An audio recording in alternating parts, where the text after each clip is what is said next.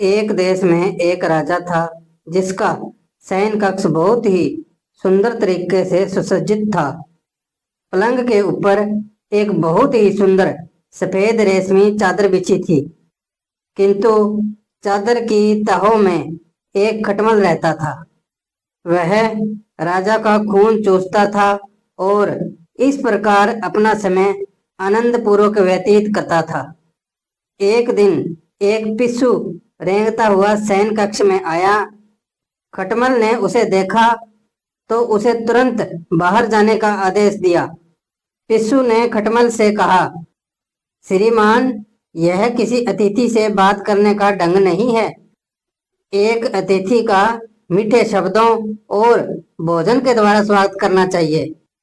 पिस्सू ने बोलना जारी रखा, मैंने सभी प्रकार का रक्त पिया है, किंतु अभी तक मुझे एक राजा का रक्त चखने का आनंद प्राप्त नहीं हुआ है। मैं समझता हूँ कि यह बहुत मीठा होगा, क्योंकि वह बहुत ही उत्तम भोजन करता है। अब यदि आप मुझे आज्ञा दें तो मैं राजा के रक्त का स्वाद चखना चाहूंगा। खटमल बोला, मैं राजा का रक्त तभी पीता हूँ जब वह सो जाता है। तुम बहुत गंदे हो और राजा को नुकीली सुई की भांति चुभोगे। फिर भी यदि तुम मुझे यह वचन दो कि तुम अपने काटने से पहले राजा को सो जाने दोगे, तो मैं तुम्हें उसका रक्त पीने दूंगा।